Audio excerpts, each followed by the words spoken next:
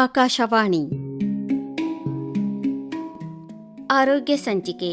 ಇಂದಿನ ಆರೋಗ್ಯ ಸಂಚಿಕೆಯಲ್ಲಿ ಮಧುಮೇಹ ಕಾರಣಗಳು, ಲಕ್ಷಣಗಳು ಮತ್ತು ಚಿಕಿತ್ಸೆ ಈ ಕುರಿತು ಕಲಬುರ್ಗಿಯ ಮಹದೇವಪ್ಪ ರಾಂಪುರೆ ವೈದ್ಯಕೀಯ ಮಹಾವಿದ್ಯಾಲಯದ ಪ್ರಾಧ್ಯಾಪಕರು ಹಾಗೂ ಔಷಧಶಾಸ್ತ್ರ ವಿಭಾಗದ ಮುಖ್ಯಸ್ಥರಾದ ಡಾಕ್ಟರ್ ಸಂತೋಷ್ ಕುಮಾರ್ ಜೀವಣಗಿ ಅವರೊಂದಿಗೆ ಸಂದರ್ಶನ. ನಮಸ್ಕಾರ ಕೇಳುಗರೆ, ಇವತ್ತಿನ ಆರೋಗ್ಯ ಸಂಚಿಕೆ ಕಾರ್ಯಕ್ರಮಕ್ಕೆ ನಿಮಗೆಲ್ಲ ಸ್ವಾಗತ. ಕೇಳುಗರೆ, ಇವತ್ತು ನಾವು ಈ ಮಧುಮೇಹ ಕಾಯಿಲೆ ಬಗ್ಗೆ, ಅಂದರೆ ಮಧುಮೇಹ ಅಂದರೆ ಏನು, ಅದು ಯಾಕೆ ಬರುತ್ತೆ, ಅದರ ಲಕ್ಷಣಗಳೇನು ಮತ್ತು ಅದಕ್ಕೆ ಯಾವ ರೀತಿ ಚಿಕಿತ್ಸೆ ಇರುತ್ತೆ, ಇನ್ನೂ ಹಲವಾರು ವಿಷಯಗಳ ಬಗ್ಗೆ ನಾವು ಇವತ್ತು ಮಾಹಿತಿಯನ್ನು ಮಾಡಿಕೊಳ್ಳೋಣ. ಇವತ್ತಿನ ಕಾರ್ಯಕ್ರಮದಲ್ಲಿ ಈ ಮಧುಮೇಹ ಕಾಯಿಲೆ ಕುರಿತಂತೆ ನಮಗೆ ಮಾಹಿತಿಯನ್ನು ಮಾಡಿಕೊಡ್ತಾ ಇದ್ದಾರೆ ಕಲಬುರ್ಗಿಯ ಮಹದೇವಪ್ಪ ರಾಂಪುರೆ ವೈದ್ಯಕೀಯ ಮಹಾವಿದ್ಯಾಲಯದ ಪ್ರಾಧ್ಯಾಪಕರು ಹಾಗೂ ಔಷಧಶಾಸ್ತ್ರ ವಿಭಾಗದ ಮುಖ್ಯಸ್ಥರಾದ ಡಾಕ್ಟರ್ ಸಂತೋಷ್ ಕುಮಾರ್ ಜೀವಣಗಿ ಅವರು. ಸರ್ ನಮಸ್ಕಾರ. ನಮಸ್ಕಾರ. ಕಾರ್ಯಕ್ರಮಕ್ಕೆ ತಮಗೆ ಸ್ವಾಗತ ಸರ್. ಸರ್, ತಾವು ಇವತ್ತು ಈ ಮಧುಮೇಹದ ಬಗ್ಗೆ ನಮ್ಮ ಕೇಳುಗರಿಗೆ ಮಾಹಿತಿಯನ್ನು ಮಾಡಿಕೊಡಿ. ಮಧುಮೇಹ ಅಂದ್ರೆ ಏನು, ಯಾಕೆ ಬರುತ್ತೆ, ಹೇಗೆ ಬರುತ್ತೆ, ಅದರ ಲಕ್ಷಣಗಳು ಹೇಗಿರ್ತವೆ, ಇದರಿಂದ ಯಾವ ಸಮಸ್ಯೆಗಳು ಆಗ್ತವೆ ಮತ್ತು ಇದಕ್ಕೆ ಚಿಕಿತ್ಸೆ ಹೇಗಿರುತ್ತೆ. ಮೊದಲಿಗೆ ಈ ಮಧುಮೇಹ ಅಂದರೆ ಏನು? ಮಧುಮೇಹ ಅಂದರೆ ಸಕ್ಕರೆ ಕಾಯಿಲೆ. ನಾವು ಇಂಗ್ಲೀಷಲ್ಲಿ ಡಯಾಬಿಟಿಸ್ ಮೆಲಿಟಸ್ ಅಥವಾ ಡಯಾಬಿಟಿಸ್ ಸಕ್ಕರೆ ಕಾಯಿಲೆ. ಇದು ಮೊದಲೆಲ್ಲ ಶ್ರೀಮಂತರ ಕಾಯಿಲೆ ಅಂತ ಅಂತಿದ್ರು. ಈಗ ಎಲ್ಲರಿಗೆ ಬರ್ತಾ ಇದೆ. ಶ್ರೀಮಂತ ಬಡವ ಏನು ಭೇದ ಭಾವವಿಲ್ಲ. ಈ ಸಕ್ಕರೆ ಕಾಯಿಲೆ ಮೊದಲೆಲ್ಲ ಇನ್ಸುಲಿನ್ ಅಂತ ಹಾರ್ಮೋನು ಅದು ನಮ್ಮಲ್ಲಿ ಕಂಟ್ರೋಲ್ ಮಾಡ್ತಿತ್ತು. ಅದರಲ್ಲಿ ಏರುಪೇರಾಗಿ ಮಧುಮೇಹ ಬರ್ತಾ ಇದೆ. ಇದರಲ್ಲಿ ಎಷ್ಟು ಬಗೆ ಇದಾವೆ ಸರ್? ಇದರಲ್ಲಿ 2 ಥರ ಇದೆ. ಈಗ ಅದರಲ್ಲಿ ಮತ್ತು WHO ಪ್ರಕಾರ ಮತ್ತೆ ಚೇಂಜಸ್ ಮಾಡಿದ್ದಾರೆ. ಟೈಪ್ 1 ಡಯಾಬಿಟಿಸ್ ಮೆಲಿಟಸ್, ಟೈಪ್ 2 ಅಂತ ಬರ್ತದೆ. ಟೈಪ್ 1 ಅಂದರೆ ಬೈ ಹುಟ್ಟೋದು ಮಕ್ಕಳಿಗೆ ಬರುತ್ತೆ. ಮಕ್ಕಳಲ್ಲಿ ಇನ್ಸುಲಿನ್ ಇಲ್ಲ, ನಾವೇನು ಊಟ ಮಾಡಿದ್ದೆಲ್ಲ ಸಕ್ಕರೆ ಶುಗರ್ ಆಗುತ್ತೆ, ಸಕ್ಕರೆ ಅದು ನಾರ್ಮಲ್ ಮಾಡಕ್ಕೆ ಇನ್ಸುಲಿನ್ ಬೇಕು. ಅವರೆಲ್ಲ ಹುಟ್ಟತಾನೇ ಅದು ಇನ್ಸುಲಿನ್ ಇರೋದಿಲ್ಲ. ಸೊ ಅದು ಟೈಪ್ 1 ಡಯಾಬಿಟಿಸ್ ಮೆಲಿಟಸ್ ಅಂತೀವಿ ಮಕ್ಕಳಿಗೆ.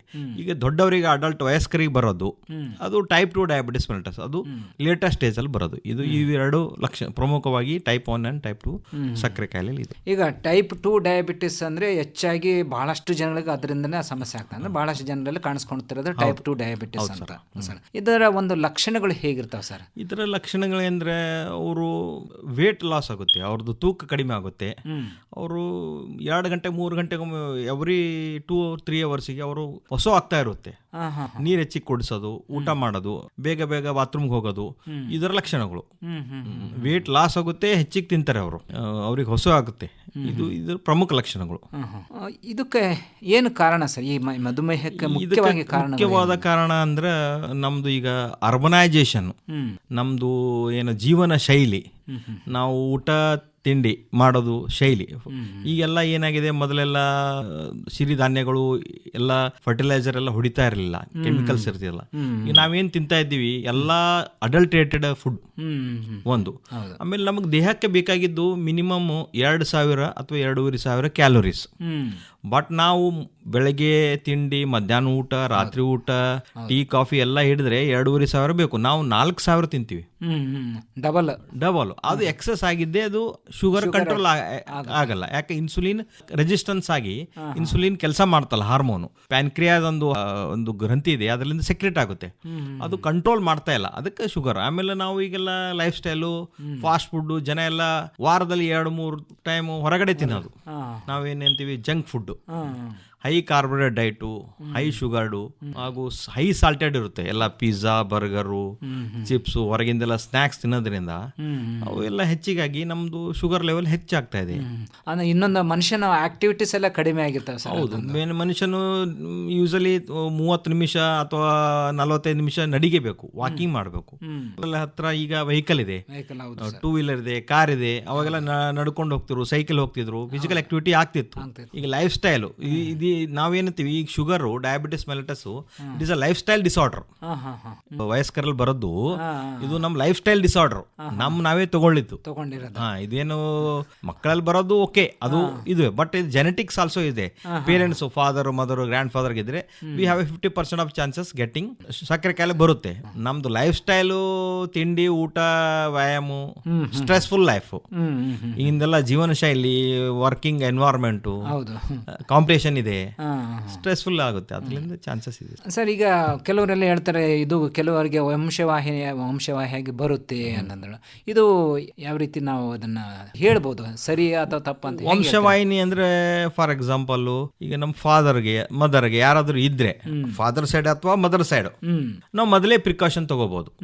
ನಾವು ಮೊದಲಿಂದ ನಾವು ಶುಗರ್ ಟೆಸ್ಟ್ ಮಾಡ್ಕೋಬಹುದು, ಹೆಚ್ಚಿದ ಶುಗರ್ ಅಂಶ, ಸಕ್ಕರೆ ಅಂಶ ಪದಾರ್ಥ ಕಡಿಮೆ ತಿನ್ನೋದು, ಟೀ ಕಾಫಿ ಕುಡಿದ್ರು ಶುಗರ್ ಹಾಕ್ಲಾರ್ದೆ ಕುಡಿಯೋದು ಮಾಡಿದ್ರೆ, ನಾವು ಕಂಟ್ರೋಲ್ ಡಯಟ್ ಇದ್ರೆ ನಮಗೆ ಬರೋದಿಲ್ಲ. ಅಥವಾ ಒಂದು 5 ವರ್ಷ ಆದ್ರೆ ಮುಂದೆ ಹಾಕ್ಬೋದು ನಾವು.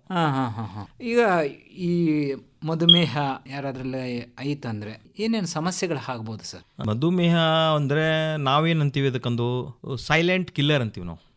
ನಮ್ಗೆ ಕಣ್ಣಿಗೆ ಏನೂ ಕಾಣೋದಿಲ್ಲ, ನಾವು ಆರಾಮಾಗೇ ಇರ್ತೀವಿ. ನಮ್ದೆಲ್ಲ 5 target organ, main organ damage ಮಾಡುತ್ತೆ. ಯಾವ್ಯಾವ ಪ್ರಮುಖ ಅಂಗ ಡ್ಯಾಮೇಜ್ ಮಾಡೋದು ಹಾರ್ಟ್, ಹೃದಯ ಹಾರ್ಟ್ ಅಟ್ಯಾಕ್ ಆಗೋ ಚಾನ್ಸಸ್ ಇರುತ್ತೆ. ಕಿಡ್ನಿ ಫೇಲ್ಯೂರ್ ಆಗೋ ಚಾನ್ಸಸ್ ಇರುತ್ತೆ. ಬಹಳ ಜನ ಹಾರ್ಟ್ ಅಟ್ಯಾಕ್ ಇತ್ತು ಕಿಡ್ನಿ ಫೇಲ್ಯೂರ್ ಬಹಳ ಆಗ್ತಾರೆ. ಕ್ಯಾಟ್ರಾಕ್ಟ್ ಆಗುತ್ತೆ, ಕಣ್ಣ ಪರದೆ ಬರುತ್ತೆ.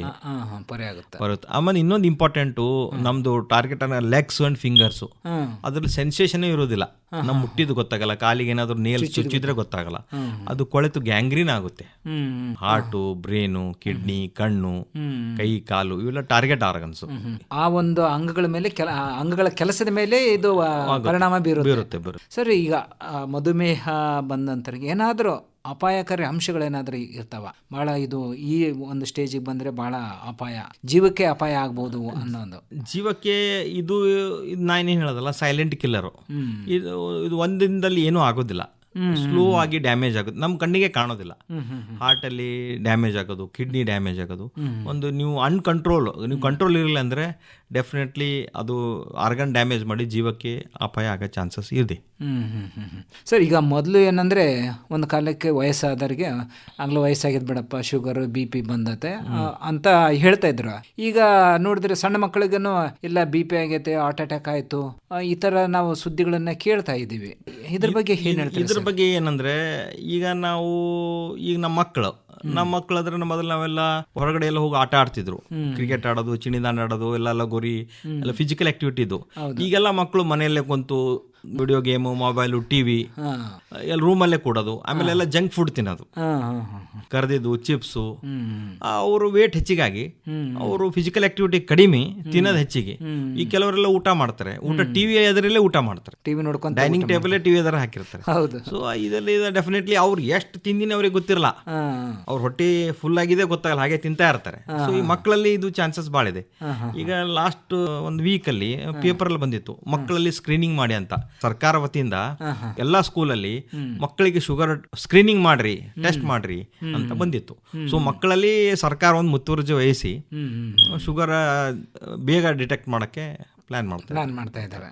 ಈಗ ಸಾಮಾನ್ಯವಾಗಿ ಮಕ್ಕಳಲ್ಲಿ ಏನೋ ಅಪರೂಪ ನೋಡ್ತಿರ್ತೀವಿ, ಆದರೆ ಈ ವಯಸ್ಕರಲ್ಲಿ 25-30 ವರ್ಷಕ್ಕೆ ಆಗ್ಲೇ, ಯಾಕಂದ್ರೆ ಆ ವಯಸ್ಸಂದ್ರೆ ಅದೇನು ಹೇಳ್ತಾರೆ ಸರ್, ನೆಲ ಗುದ್ದಿ ನೀರು ತೆಗಿತಾರೆ ಅನ್ನಂಗೆ ಹೇಳ್ತಿರ್ತಾರಲ್ಲ, ಆ ವಯಸ್ಸದು. ಅವರಿಗೆ BP ಶುಗರು ಬಂದ ಅಂದಾಗ ನಮಗೆ ಸ್ವಲ್ಪ ಹೌದು, ನೀವು ಕೇಳಿದ ಪ್ರಶ್ನೆ ಚೆನ್ನಾಗಿದೆ. ಈಗ ಯಂಗ್ ಏಜ್ ಇಸ್ ದ ಇಂಡಿಯಾದ ಫಸ್ಟ್ ಎಲ್ಲ ಇದು ಮಾಡೋದು. ಬಟ್ ನಾನು ಹೇಳ್ತಾ ಇದ್ದೀನಲ್ಲ, ಈಗ ಇಂಡಿಯಾ ಈಗ ಒಂದೊಂದು ಹಬ್ ಆಗ್ತಾ ಇದೆ, ಡಯಾಬಿಟಿಕ್ ಹಬ್. ಎಸ್ಪೆಷಲಿ ದಕ್ಷಿಣ ಭಾರತದ ನಾವೆಲ್ಲ ರೈಸ್ ಈಟರ್ಸ್, ಮೇನ್ಲಿ ರೈಸ್ ಹೆಚ್ಚಿಗೆ ತಿಂತಾ ಇದೀವಿ ನಾವು. ತಮಿಳುನಾಡು, ಕರ್ನಾಟಕ ಇವೆಲ್ಲ ಆಂಧ್ರ ಹೆಚ್ಚಿಗೆ ರೈಸ್ ತಿನ್ನೋದು, ಇದರಿಂದ ಶುಗರ್ ಹೆಚ್ಚಿಗೆ ಆಗುತ್ತೆ. ಈಗ ಯಂಗ್ ಏಜ್, ತಾವೇನು ಕ್ವಶನ್ ಕೇಳಿದ್ರಿ, ಯಂಗ್ ಏಜ್ 20-25 ಇರಲಿ. ಒಂದು ನಮ್ದು ಜೆನೆಟಿಕ್ ಹಿಸ್ಟ್ರಿ, ಫಾದರ್ ಮದರ್ ಕಡೆಯಿಂದ ಜೆನೆಟಿಕ್ ಹಿಸ್ಟ್ರಿ. ಎರಡನೇದು ನಮ್ಮ ಲೈಫ್ ಸ್ಟೈಲು. ನಾವು ಹೇಳೋದಲ್ಲ, ನಾವು ಹೆಚ್ಚಿಗೆ ತಿನ್ನೋದು, ಜಂಕ್ ಫುಡ್ ತಿನ್ನೋದು, ಹೊರಗಡೆ ಹೋಟೆಲಲ್ಲಿ ತಿನ್ನೋದು, ಫಿಸಿಕಲ್ ಆಕ್ಟಿವಿಟಿ ಇಲ್ಲ, ಇದಕ್ಕೆ ಬಂದು ಮುಂದೆ ಅದೇ ಶುಗರ್ ಕಂಟ್ರೋಲ್ ಇಲ್ಲ. ಸ್ಟ್ರೆಸ್, ಈಗಿನ ಜನರ ಸ್ಟ್ರೆಸ್, ಈವನ್ ನಾವು ರೋಡಲ್ಲಿ ನೋಡ್ತಾ ಇದ್ದೀವಿ, ಸಿಗ್ನಲ್ ಬಂದ್ರೆ ತಾಳ್ಮೆನೇ ಇಲ್ಲ, ಹಾಗೆ ಹೋಗ್ಬಿಡ್ತಾರೆ. ಸ್ಟ್ರೆಸ್, ಯಾರಾದರೂ ಓವರ್ಟೇಕ್ ಮಾಡಿದ್ರೆ ಅವ್ರಿಗೆ ಸಿಟ್ಟು. ಸೊ ಇದ್ರಲಿಂದ ನಾವು ಶುಗರ್ ಹೆಚ್ಚಿಗಾಗಿ ಯಂಗ್ ಅಡಲ್ಟ್ ಅಲ್ಲಿ ಬರ್ತಾ ಇದೆ. ಸರ್, ಇದಕ್ಕೆ ಚಿಕಿತ್ಸೆ ಯಾವ ರೀತಿ ಮಾಡ್ಕೋಬಹುದು?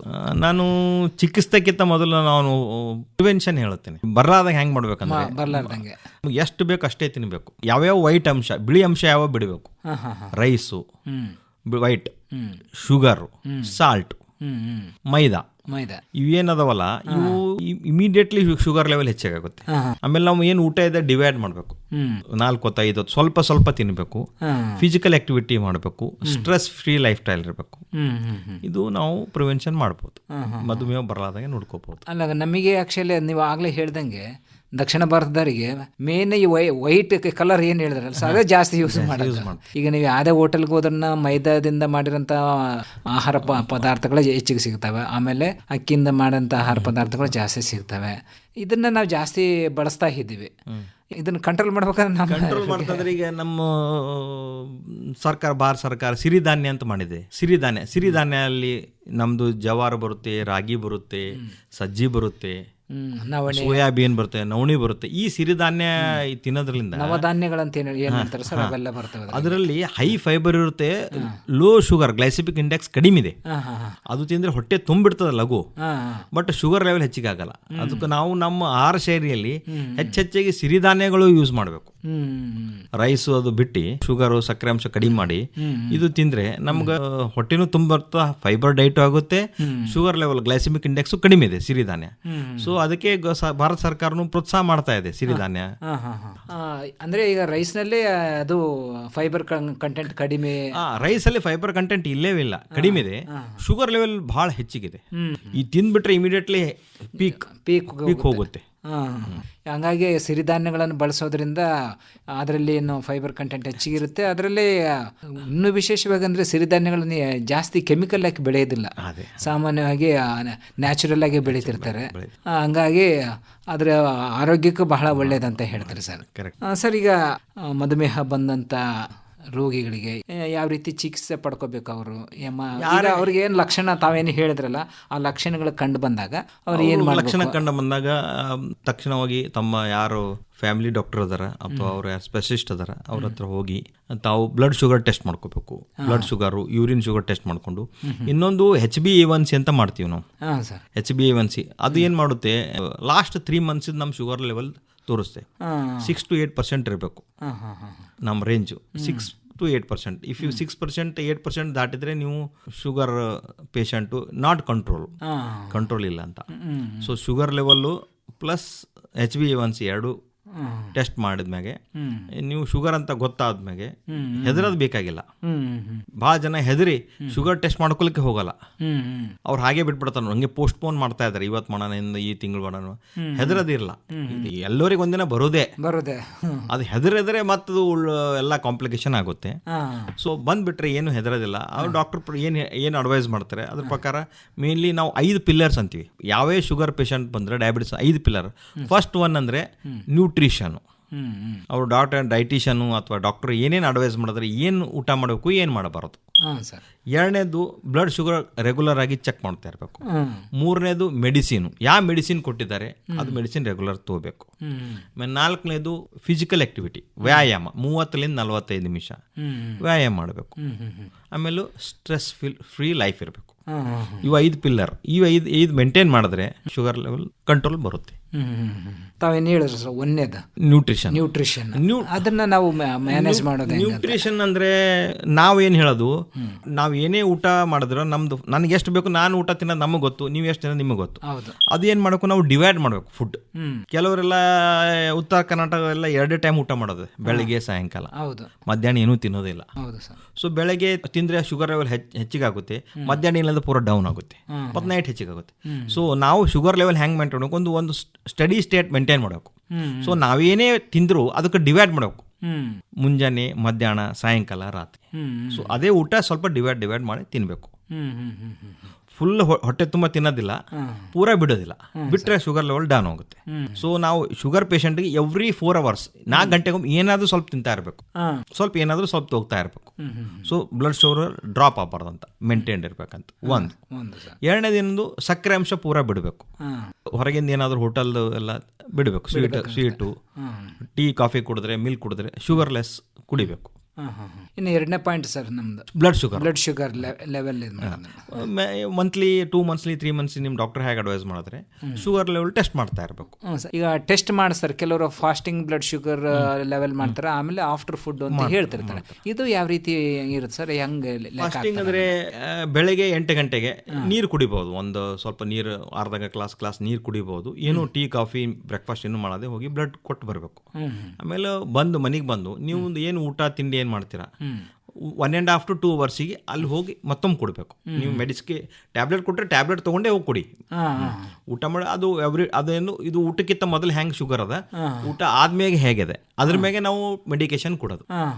ಈಗ ಊಟಕ್ಕಿಂತ ಮೊದಲು ಕೊಟ್ಟರೆ ಹೋಲ್ ನೈಟ್ದು ನಮ್ಮ ಬ್ಲಡ್ ಶುಗರ್ ಹೇಗೆ ಕಂಟ್ರೋಲ್ ಅದ ಅಂತ ಗೊತ್ತಾಗ್ತದೆ, ಊಟ ಆದ್ಮೇಲೆ ಹೆಂಗೆ ಕಂಟ್ರೋಲ್ ಅದ ಅಂತ ಗೊತ್ತಾಗುತ್ತೆ. ಅದ್ರ ಮ್ಯಾಗ ನಾವು ಮೆಡಿಕೇಶನ್ ಕೊಡೋದು, ಟ್ಯಾಬ್ಲೆಟ್ ಕೊಡೋದು ಗೊತ್ತಾಗುತ್ತೆ. ಇದು ಶುಗರ್ ಲೆವೆಲ್ ಟೆಸ್ಟ್ ಮಾಡುತ್ತೆ. ಈಗ ನಾರ್ಮಲ್ ಅಂದ್ರೆ ನಾವು ಎಷ್ಟಂತ ಕನ್ಸಿಡರ್ ಮಾಡಿ, ಯಾವುದಕ್ಕೆ ನಾನು ನಾರ್ಮಲ್ ಊಟಕ್ಕಿಂತ ಮೊದಲು ಫಾಸ್ಟಿಂಗ್ ಬ್ಲಡ್ ಶುಗರ್ ಅಂತೀವಿ, ಅದು 110 ಒಳಗಡೆ ಇರಬೇಕು, 110 ಮಿಲಿಗ್ರಾಮ್ ಪರ್ ಡೆಸಿಲಿಟರ್ ಇರಬೇಕು. ಊಟದ ನಂತರ 140 ಮಿಲಿಗ್ರಾಮ್ ಒಳಗಡೆ ಇರಬೇಕು. ಅಷ್ಟು ಮೇಂಟೈನ್ ಅದಕ್ಕಿಂತ ಹೆಚ್ಚಿಗಾದ್ರೆ ನೀವು ಡಯಾಬಿಟಿಸ್ ಅಂತ ಕನ್ಸಿಡರ್ಡ್. ವಿತ್ ಟ್ಯಾಬ್ಲೆಟ್ಸ್ ಅಷ್ಟಿದ್ರೆ ಸಾಕು ಅನಿಸುತ್ತೆ. ಟ್ಯಾಬ್ಲೆಟ್ ತಗೋಬೇಕಾದ್ರೂ ಅಷ್ಟೇ ಮೇಂಟೈನ್ ಮಾಡಬೇಕು. ಟ್ಯಾಬ್ಲೆಟ್ ಬಿಟ್ಟರೆ ಮತ್ತೆ ಹೆಚ್ಚಿಗೆ ಆಗಂತ ಲಕ್ಷಣಗಳು ಇರುತ್ತೆ. ಯೂಸಲಿ ಯಾರು ಮೆಂಟಲಿ ಸ್ಟ್ರಾಂಗ್ ಇರ್ತಾರೆ ಪೇಷಂಟ್, ನಂದು ಡಯಟಲ್ಲಿ ಕಂಟ್ರೋಲ್ ಮಾಡ್ತೀನಿ ಅಂದರೆ ಫಸ್ಟ್ ನಾವು ಟ್ರೀಟ್ಮೆಂಟಲ್ಲಿ ನಮ್ಮ ಹತ್ರನಿದೆ ಡಯಟ್ ಆ್ಯಂಡ್ ಎಕ್ಸರ್ಸೈಸ್. ಇದು ಟ್ರೀಟ್ಮೆಂಟೇ ಹಾಗೆ. ನೀವು ಕರೆಕ್ಟ್ ಡಯಟ್ ಮಾಡ್ತೀರಿ, ಕರೆಕ್ಟ್ 1 hour ಎಕ್ಸರ್ಸೈಸ್ ಮಾಡ್ತೀರಾ, ನಾನು ಏನೂ ಶುಗರ್ ತಿನ್ನಲ್ಲ ಅಂದ್ರೆ ಡಯಟ್ ಆ್ಯಂಡ್ ಎಕ್ಸರ್ಸೈಸ್ ಮೇಲೆ ಕಂಟ್ರೋಲ್ ಆಗ್ಬೋದು. ನಾ ಎಲ್ಲಿ ಹೊರಗಡೆ ಫಂಕ್ಷನ್ ಹೋದ್ರೆ ಮದುವೆ ಹೋದ್ರೆ ಏನೂ ತಿನ್ನೋದಿಲ್ಲ, ಮನೆಯಿಂದೇ ಊಟ ಮಾಡ್ತೀನಿ, ಹೊರಗಡೆ ಟೀ ಕಾಫಿ ಕುಡಿಯೋಂಗಿಲ್ಲ. ನೀವು ಮೇಂಟೈನ್ ಮಾಡಿದ್ರೆ ಡಯಟ್ ಟು ಎಕ್ಸರ್ಸೈಸ್ ಮ್ಯಾಗೆ ಕಂಟ್ರೋಲ್ ಮಾಡ್ಬೋದು. ಕೆಲವರಿಗೆ ಮಾಡೋಕ್ಕಾಗಲ್ಲ, ಅವ್ರಿಗೆ ನಾವು ಟ್ಯಾಬ್ಲೆಟ್ ಕೊಡ್ತೀವಿ. ಈಗ ಟ್ಯಾಬ್ಲೆಟ್ಗೂ ಕಂಟ್ರೋಲ್ ಆಗಿಲ್ಲ ಅಂದ್ರೆ ಇನ್ಸುಲಿನ್ ಇಂಜೆಕ್ಷನ್ ಬಂದಿದೆ. ಈಗ ಇನ್ಸುಲಿನ್ ಇಂಜೆಕ್ಷನ್ ತಗೋಬಹುದು. ಈಗ ಇನ್ಸುಲಿನ್ ಇಂಜೆಕ್ಷನ್ ಇಷ್ಟು ಅಡ್ವಾನ್ಸ್ ಆಗಿದೆ, ಇನ್ಸುಲಿನ್ ಪೆನ್ ಅಂತ ಬಂದಿದೆ. ದೇ ಕ್ಯಾನ್ ಕ್ಯಾರಿ, ಹ್ಯಾಂಗ ನಾವು ಪೆನ್ ಜೇಬಲ್ಲಿ ಇಟ್ಕೊಂಡು ಹೋಗ್ತೀವಿ ಹಂಗೆ ತಗೊಂಡು ಹೋಗ್ಬೋದು, ಮಾಡ್ಕೋಬಹುದು. ನೆಕ್ಸ್ಟ್ ನಮ್ದು 4ನೇ ಪಾಯಿಂಟ್ ಇನ್ನೊಂದಂದ್ರೆ ಸ್ಟ್ರೆಸ್ಫುಲ್ ಲೈಫ್. ಅದು ಬಹಳ ಮುಖ್ಯ ಸರ್ ಇವತ್ತಿನ ಜೀವನದಲ್ಲಿ. ಸ್ಟ್ರೆಸ್ ಲಿಂದ ಶುಗರ್ ಲೆವೆಲ್ ಡೆಫಿನೆಟ್ಲಿ ಹೆಚ್ಚಿಗಾಗುತ್ತೆ. ಕರೆಕ್ಟ್ ಡೈಟ್ ಮಾಡಬೇಕು, ಎಕ್ಸರ್ಸೈಸ್ ಮಾಡಬೇಕು. ಎಕ್ಸರ್ಸೈಸ್ ಮಾಡಿದ್ರೆ ನಮ್ದು ಇನ್ಸುಲಿನ್ ಸೆನ್ಸಿಟಿವಿಟಿ ಆಗುತ್ತೆ.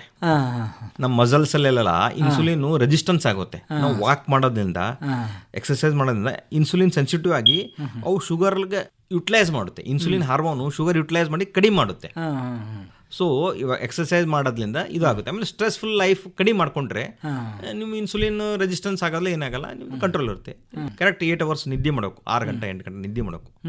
ಎಲ್ಲ ಇನ್ನೂ ಒಂದು ಎಲ್ಲ ಆಕ್ಟಿವಿಟಿ ಇರ್ತಾರೆ, ಎಲ್ಲ ಅಂದರೆ ಆಟ ಆಡ್ತಿರ್ತಾರೆ, ವಾಕಿಂಗ್ ಮಾಡ್ತಿರ್ತಾರೆ, ಆದರೂ ಅವರಿಗೆ ಶುಗರ್ ಜಾಸ್ತಿ ಆಗಿದೆ, ಈ ಥರ ಸಮಸ್ಯೆ ಆಗ್ತಾ ಇದೆ ಅಂತ ಕೆಲವರು ಹೇಳ್ತಿರ್ತಾರೆ. ಅದಕ್ಕೆ ಏನು ಕಾರಣ ಇರ್ಬೋದಂತ ಸರ್? ಅದು ನಾನು ಆಟ ಆಡ್ತೀನಿ ಅಥವಾ ವಾಕಿಂಗ್ ಮಾಡ್ತೀನಿ ಅಂತ ಎಲ್ಲ ಮಾಡ್ಬೋದಾ ಅನ್ನೋದು? ಈಗ ನಾನು ಎಲ್ಲ ತಿನ್ಬೋದು, ಎಲ್ಲ ಮಾಡ್ಬೋದು, ಆ ರೀತಿ ಇರ್ಲಿಕ್ಕೆ ಆಗುತ್ತಾ ಅನ್ನೋದು 100% ಮಾಡ್ಬೋದು. ನಮ್ದು ಮಾಜಿ ಕ್ರಿಕೆಟ್ ವಸೀಂ ಅಕ್ರಮ್, ಅವನು ಇನ್ಸುಲಿನ್ ತಗೋತಾ ಇದ್ನು. Is a fast bowler. ಅವನು ಇನ್ಸುಲಿನ್ ತಗೊಂಡು ಅವನು ಈಸ್ ಡೂಯಿಂಗ್ ಫಿಸಿಕಲ್ ಆಕ್ಟಿವಿಟಿ ಅಲ್ಲ ಕ್ರಿಕೆಟ್ ಅಲ್ಲಿ. ಯಾರು ಡಯಾಬಿಟಿಸ್ ಇದ್ದವರು ಇನ್ಸುಲಿನ್ ತಗೊಂಡು ಫಿಸಿಕಲ್ ಆಕ್ಟಿವಿಟಿ ಮಾಡ್ಬೋದು. ಈಗ ಕಂಟ್ರೋಲ್ ಯಾಕಿರ್ಲಿಲ್ಲ ಅಂದ್ರೆ ಅವ್ರದ್ದು ಊಟದಲ್ಲಿ ಫರಕ್ ಆಗಿರ್ಬೋದು. ಈಗಿಂದ ಏನಾಗುತ್ತೆ, ಎಲ್ಲ ಆಲ್ಕೋಹಾಲ್ ಕುಡಿಯೋದು ಎಲ್ಲ ಭಾಳ ಆಗಿದೆ. ಆಲ್ಕೋಹಾಲು, ಸ್ಮೋಕಿಂಗು ಅವೆಲ್ಲ ಅವಾಯ್ಡ್ ಮಾಡಿ, ಜಾಸ್ತಿ ಆಗುತ್ತೆ. ಅಂದ್ರೆ ಹ್ಯಾಬಿಟ್ಸ್ ಜಾಸ್ತಿ ಆಗೋದ್ರಿಂದನೂ ಟ್ಯಾಬ್ಲೆಟ್ ತಗೊಂಡಿನಿ ಅದು ಮಾಡಿ ಅಂತ ಹೇಳ್ತಾರೆ, ಬಟ್ ಅವ್ರು ಹಂಗೆ ಮಾಡ್ತಾ ಇರಲ್ಲ, ಇಂಡಿವಿಜುವಲ್ ಆಗಿ ಹೋಗುತ್ತೆ. ಡಯಾಬಿಟಿಸ್ ಏನೇನೋ ಒಂದು ಪರೀಕ್ಷೆಗಳನ್ನ ಮಾಡಿಸ್ಕೋಬೇಕಾಗುತ್ತೆ. ಡಯಾಬಿಟಿಸ್ ಅಂದ್ರೆ ನಾನು ಬ್ಲಡ್ ಟೆಸ್ಟ್ ಅಂದ್ರೆ ಫಾಸ್ಟಿಂಗ್ ಪೋಸ್ಟ್ಮಾರ್ಟಮ್ HbA1c ಅಂತ ಹೇಳೋದಿಲ್ಲ, ಅದ್ರ ಜೊತೆನೆ ಸ್ಟ್ರೆಸ್ಫುಲ್ ಬ್ಲಡ್ BP ಒಂದು ಚೆಕ್ ಮಾಡ್ಕೋಬೇಕು. ಆಮೇಲೆ ಭಾಳ ಇದಾದ್ರೆ ಕಣ್ಣಿಂದ ಒಂದು ಟೆಸ್ಟ್ ಮಾಡ್ತೀವಿ, ಫಂಡೋಸ್ಕೋಪಿ ಅಂತ ಮಾಡ್ತೀವಿ, ಕ್ಯಾಟ್ರಾಕ್ಟ್ ಅದು ಬಂದಿದೆಯಲ್ಲ. ಆಮೇಲೆ ECG, ಆಮೇಲೆ ಕಿಡ್ನಿ ಫಂಕ್ಷನ್ ಟೆಸ್ಟ್ ಮಾಡ್ತೀವಿ ನಾವು, ಕಿಡ್ನಿ ಡ್ಯಾಮೇಜ್ ಆಗಿದೆ ಅಂತ. ಟಾರ್ಗೆಟ್ ಆರ್ಗನ್, ಯಾಕಂದ್ರೆ ತಾವು ಹೇಳ್ದಂಗೆ ಟಾರ್ಗೆಟ್ ಆರ್ಗನ್ ಏನಿದಾವಲ್ಲ, ಕಣ್ಣು, ಕಿಡ್ನಿ, ಹಾರ್ಟು, ಇವೇ ಬಹಳ ಮುಖ್ಯ. ಯಾಕಂದ್ರೆ ಇಲ್ಲಿ ಏನಾನ ಸಮಸ್ಯೆ ಆದ್ರೆ ಇಡೀ ನಮ್ಮ ಆರೋಗ್ಯದ ಮೇಲೆ ಪರಿಣಾಮ ಆಗುತ್ತೆ. ಕಾಲು ಯೂಸಲಿ ಕಾಲು ಕೈ ಮುಟ್ಟು ನೋಡ್ತಾ ಇರಬೇಕು. ನಮ್ಮ ಬುಕ್ಕಲ್ಲೇ ಬರೆದಿದ್ದಾರೆ, ನಾವು ಆಸ್ ಎ ಈ ಕಡೆಯಿಂದ ಹಿಂದೂ ಸಂಸ್ಕೃತಿ ಪ್ರಕಾರ ಮುಂಜಾನೆ ಬೆಳಗ್ಗೆ ಎದ್ರ ದೇವರ ಫೋಟೋ ನೋಡ್ತೀವಿ ನಾವು. ಹೌದು. ನಾವೇನ್ ಹೇಳ್ತೀವಿ ಪೇಷಂಟ್ ಅಂದ್ರೆ ನೀವು ನಿಮ್ ಕಾಲ್ ನೋಡ್ಕೊರಿ ಫಸ್ಟ್ ಅಂತ ಹೇಳ್ತೀವಿ ನಾವು. ಫಸ್ಟ್ ನಮ್ ಕೈ ಕಾಲು ಚೆಕ್ ಮಾಡ್ಕೋ, ಅವು ಸೆನ್ಸೇಷನ್ ಇರೋದಿಲ್ಲ, ಅವು ನರ್ವ್ಸು ಸತ್ತು ಹೋಗ್ತಾವ. ಶುಗರ್ ಹೈ ಲೆವೆಲ್ ಆಗಿ ಪರಿಫರಲ್ ನರ್ವ್ಸು ಸತ್ತು ಹೋಗಿರ್ತಾವ, ಸೆನ್ಸೇಷನ್ ಇರಲ್ಲ. ಕಾಲಿಗೆ ಬಡದು ಗ್ಯಾಂಗ್ರೀನ್ ಆಗಿ ಕಟ್ ಮಾಡ್ಬೇಕಾಗತ್ತೆ. ಅದಕ್ಕೆ ಬೆಳಗ್ಗೆ ಎದ್ರಪ್ಲೆ ಫಸ್ಟ್ ನಿಮ್ ಕಾಯಿ ಕಾಲು ನೋಡ್ಕೊರಪ್ಪ, ಸೆನ್ಸೇಷನ್ ಅದ ಇಲ್ಲ ಅಂತ ಹೇಳ್ತೀವಿ ನಾವು. ಸರ್, ಈಗ ಪ್ರಸ್ತುತ ಬಹಳಷ್ಟು ಬಿಸಿಲು ನಾವು ಕಾಣ್ತಾ ಇದ್ದೀವಿ. ಕಲಬುರಗಿಯಲ್ಲಿ ಅಂದ್ರೆ 44-45 ತನಕ ನಾವು ಇವತ್ತು ಇದೆ. ಇಂಥ ಸಂದರ್ಭದಲ್ಲಿ ಈಗ ನಾವು ಎಲ್ಲರೂ ಆರೋಗ್ಯವಾಗಿದ್ದರೆ ಓಡಾಡಲಿಕ್ಕೆ ಕಷ್ಟ ಆಗುತ್ತೆ. ಇನ್ನು ಈ ಥರ ಮಧುಮೇಹಿಗಳು ಏನಾದರೂ ಸಮಸ್ಯೆ ಇದ್ದರೆ ಅವರು ಯಾವ ರೀತಿ ಇರಬೇಕಂತೀರ? ಅದು ಏನು ಡಿಫರೆನ್ಸ್ ಇಲ್ಲ, ಮಧುಮೇಹಿ ಪೇಷಂಟ್ ಇರಲಿ ನಾರ್ಮಲ್ ಇರಲಿ. ಈ ಬಿಸಿಲಲ್ಲಿ ಆದಷ್ಟು 12 ಗಂಟೆಯಿಂದ 4-5 ಗಂಟೆಗೆ ತನಕ ಹೊರಗಡೆ ತಿರುಗಾಡ್ಬೇಡ್ರಿ, ಬಿಸಿಲಿಗೆ ಎಕ್ಸ್ಪೋಸ್ ಆಗ್ಬೇಡ್ರಿ ಅಂತ ಹೇಳ್ತಾರೆ. ನೀರು ಹೆಚ್ಚಿಗೆ ಕುಡಿಬೇಕಷ್ಟೇ, ನೀರು ಹೆಚ್ಚಿಗೆ ಕುಡಿಬೇಕು. ನಿಮ್ದು ಏನು ಡೈಟು, ಎಕ್ಸಸೈಸು, ಮೆಡಿಕೇಶನ್, ಟ್ಯಾಬ್ಲೆಟ್ ತಗೋಬೇಕು, ಏನು ಅದಕ್ಕೇನು ಡಿಫರೆನ್ಸ್ ಇಲ್ಲ, ನೀರು ಮಾತ್ರ ಹೆಚ್ಚಿಗೆ ಕುಡಿಬೇಕಷ್ಟೇ. ಸರ್, ಈಗ ಕೊನೆಯದಾಗಿ ತಮಗೆ ಸಾಕಷ್ಟು ಜನ ಈ ಕಾರ್ಯಕ್ರಮ ಕೇಳ್ತಿರ್ತಾರೆ. ಅದರಲ್ಲಿ ತಾವು ಹೇಳ್ದಂಗೆ ಭಾರತ ಒಂದು ಮಧುಮೇಹಿಗಳ ಒಂದು ಹಬ್ಬ ಆಗಿದೆ ಅಂತ, ಡಯಾಬಿಟಿಕ್ ಹಬ್ಬ ಆಗಿದೆ ಅಂತ. ಅದು ಬಿಕಾಸ್ ಆಫ್ ನಮ್ಮ ಜೀವನ ಶೈಲಿಯಿಂದ. ಯಾಕಂದರೆ ಒಂದು ಕಾಲದಲ್ಲಿ ಯಾವುದೇ ಕಾಯಿಲೆಗಳಿಲ್ಲದೆ ಎಷ್ಟೋ ನೂರಾರು ವರ್ಷಗಳಿಗೆ ಬದುಕಿರೋರು ಇದ್ದಾರೆ. ಇವತ್ತು ನಮ್ಮ ಆಹಾರ ಕ್ರಮಗಳು, ನಾವು ತಿಂತಕ್ಕಂಥ ಆಹಾರ, ಇದರಿಂದ ನಾವು ಇವತ್ತು ಮಧುಮೇಹಗಳ ಹಬ್ಬ ಆಗಿ ಆಗ್ತಾ ಇದೆ ಅಂತ ಹೇಳ್ಬೋದು. ಏನು ಒಂದು ಎಚ್ಚರಿಕೆ ಅಂದರೆ ಜೀವನ ಶೈಲಿ ಹೆಂಗಿರಬೇಕು, ಆಹಾರ ಕ್ರಮ ಹೇಗೆ ಅಳವಡಿಸ್ಕೋಬೇಕು, ಅದನ್ನು ನಿಯಂತ್ರಣದ ಅಂದರೆ ಆಲ್ರೆಡಿ ಇದ್ದರೂ ನಿಯಂತ್ರಣದಲ್ಲಿ ಇಟ್ಕೋಬೋದು, ಅಥವಾ ಬರದೇ ಇದ್ದರೆ ಅದನ್ನು ಕಂಟ್ರೋಲ್ ಮಾಡಂಗೆ ಬರಲಾರ್ದಂಗೆ ಹೇಗೆ ನೋಡ್ಕೋಬೋದು ಅಂತ. ಇದು ಡಯಾಬಿಟಿಸ್ ಶುಗರ್ ಬರಲಾದಂದ್ರೆ ನಾನೊಂದು ಹೇಳೋದಂದ್ರೆ, ನಮ್ಮ ಪೂರ್ವಜರು ಸ್ವಾತಂತ್ರ್ಯಕ್ಕಿಂತ ಮೊದಲು ಇರ್ಬೋದು, ಸ್ವಾತಂತ್ರ್ಯ ಆದ್ಮೇಲೆ ಇರ್ಬೋದು, ಅವ್ರು ಹೇಗೆ ಜೀವನ ಶೈಲಿ ಇತ್ತು, ಅವರು ಹೇಗೆ ಆಹಾರ ಪದಾರ್ಥ ಮಾಡ್ತಿದ್ರು, ಅದು ನಾವು ಮೇಂಟೈನ್ ಮಾಡಿದ್ರೆ ನಮ್ಗೆ ಇದು ಬರೋದಿಲ್ಲ. ನಮ್ಮ ಹಿರಿಯರು ಫಿಸಿಕಲ್ ಆಕ್ಟಿವಿಟಿ ಮಾಡ್ತಾ ಇದ್ರು, ಹೊಲಕ್ಕೆ ಹೋಗ್ತಾ ಇದ್ರು, ನಡ್ಕೊಂಡು ಹೋಗ್ತಾ ಇದ್ರು ಕೆಲಸಕ್ಕೆಲ್ಲ. ಅವರೆಲ್ಲ ಮನೆಯಲ್ಲಿದೆ ಊಟ ಮಾಡ್ತಾ ಇದ್ರು. ಈಗ ನಾವೆಲ್ಲ ವೆಹಿಕಲ್ ಯೂಸ್ ಮಾಡ್ತೀವಿ, ಹೊರಗಿನ ಜಂಕ್ ಫುಡ್ ತಿಂತೀವಿ. ನಮ್ಮ ಹಿರಿಯರು ಪೂರ್ವಜರು ಏನು ಜೀವನ ಶೈಲಿ ಇತ್ತು ಅದು ನಾವು ಅಡಾಪ್ಟ್ ಮಾಡ್ಕೊಂಡಿದ್ರೆ ನಮಗೆ ಬರೋದಿಲ್ಲ. ಹೌದು. ಆದರೆ ಇವತ್ತು ನಮ್ಮ ಜೀವನ ಶೈಲಿ ಬದಲಾಗ್ಬಿಟ್ಟ ಸರ್. ನೀವು ಹೇಳ್ದಂಗೆ ಹೊರಗಿನ ಆಹಾರ ತಿಂತೀವಿ. ಯಾವಾಗ ನಮಗೆ ಬರೋ ತನಕ ನಾವು ಅದ್ರ ಬಗ್ಗೆ ಯೋಚನೆ ಮಾಡೋದಿಲ್ಲ, ಬಂದ ಮೇಲೆ ಯೋಚನೆ ಮಾಡ್ತೇವೆ. ನನಗೆ ಸಕ್ಕರೆ ಕಾಯಿಲೆ ಬಂತು, ನನಗೆ BP ಬಂತು ಅಂತೇಳಿ ಬರ್ಲಾರ್ದಂಗೆ ಇದರಲ್ಲಿ ನಾವೇನಾದ್ರೂ ಈಗ, ಯಾಕಂದ್ರೆ ಇದನ್ನು ನಾವು ಅವಾಯ್ಡ್ ಮಾಡೋಕ್ಕಾಗಲ್ಲ. ಅದನ್ನ ನಾವು ಯಾವ ರೀತಿ ಅವಾಯ್ಡ್ ಮಾಡೋಕ್ಕಾಗಲ್ಲ ಅಂದರೆ ಡೈಲಿ 1 hour ವಾಕಿಂಗ್ ಮಾಡಬೇಕು. ವಾಕಿಂಗ್ ಮಾಡ್ರಿ, ಎಕ್ಸಸೈಸ್ ಮಾಡ್ರಿ, ಜಿಮ್ಮಿಗೆ ಹೋಗ್ರಾತಾವು, ಸೈಕ್ಲಿಂಗ್ ಮಾಡ್ರಿ, ನೀವು ಸಂಜೆಲ್ಲ ಕ್ರಿಕೆಟ್ ಆಡ್ರಿ, ಏನಾದರೂ ಮಾಡ್ರಿ. ಪ್ಲಸ್ ನೀವು ಟೀ ಕುಡಿಯೋದು ಕಾಮನ್, ಎಲ್ಲರೂ ಟೀ ಕಾಫಿ ಕುಡಿಯೋದು. ಶುಗರ್ಲೆಸ್ ಕುಡೀರಿ, ಸ್ವೀಟ್ಸ್ ಬಿಡ್ರಿ. ಈ ಜೊತೆಗೆ ಹಸಿರು ತರಕಾರಿಗಳು, ಹಸಿ ತರಕಾರಿಗಳು ಹೆಚ್ಚು ತಿನ್ಬೋದು. Vegetables, high fibre vegetables, fruits. Carbohydrate diet ಕಡಿಮೆ ಮಾಡ್ಬೇಕು ನಾವು. ಹೈ ಪ್ರೋಟೀನ್ ಮಾಡಬೇಕು, ಕಾರ್ಬೋಹೈಡ್ರೇಟ್ ಕಡಿಮೆ ಮಾಡಬೇಕು. ಡೆಫಿನೆಟ್ಲಿ ನಾವು ಕಂಟ್ರೋಲ್ ಆಗಿ ಇರ್ಬೋದು ಅಂತ ಹೇಳ್ತಾರೆ. ತುಂಬ ಧನ್ಯವಾದ ಸರ್. ಸಾಕಷ್ಟು ಮಾಹಿತಿಯನ್ನು ತಾವು ತಿಳಿಸ್ಕೊಟ್ರಿ. ಮಧುಮೇಹ ಅಂದರೆ ಏನು, ಅದರ ಲಕ್ಷಣಗಳು ಹೇಗಿರ್ತವೆ, ಅದರಿಂದ ಏನೇನು ಸಮಸ್ಯೆಗಳಾಗ್ಬೋದು, ಅದನ್ನು ಯಾವ ರೀತಿ ಕಂಟ್ರೋಲ್ ಮಾಡಿದ್ರೆ ನಾವು ನಾರ್ಮಲ್ ಆಗಿ ಜೀವನ ಶೈಲಿನ ಅಳವಡಿಸ್ಕೋಬಹುದು ಅನ್ನೋದ್ರ ಬಗ್ಗೆ ವಿವರವಾಗಿ ತಿಳಿಸ್ಕೊಟ್ರಿ. ಕಾರ್ಯಕ್ರಮದಲ್ಲಿ ಭಾಗವಹಿಸಿದ್ದಕ್ಕೆ ನಮ್ಮ ಆಕಾಶವಾಣಿ ಪರವಾಗಿ ತಮಗೆ ಧನ್ಯವಾದಗಳು. ನಮಸ್ಕಾರ ಸರ್. ನಮಸ್ಕಾರ ಸರ್. ನಮಸ್ಕಾರ.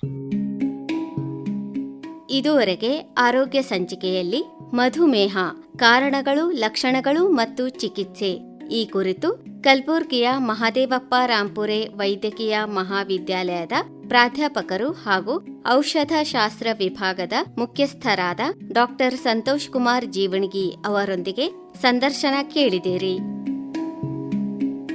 ಸಂದರ್ಶಿಸಿದವರು ಬಿ ಸಿದ್ದಣ್ಣ. ಕಾರ್ಯಕ್ರಮ ಆಕಾಶವಾಣಿ ಕಲಬುರ್ಗಿ ಕೇಂದ್ರದ ಕೊಡುಗೆ.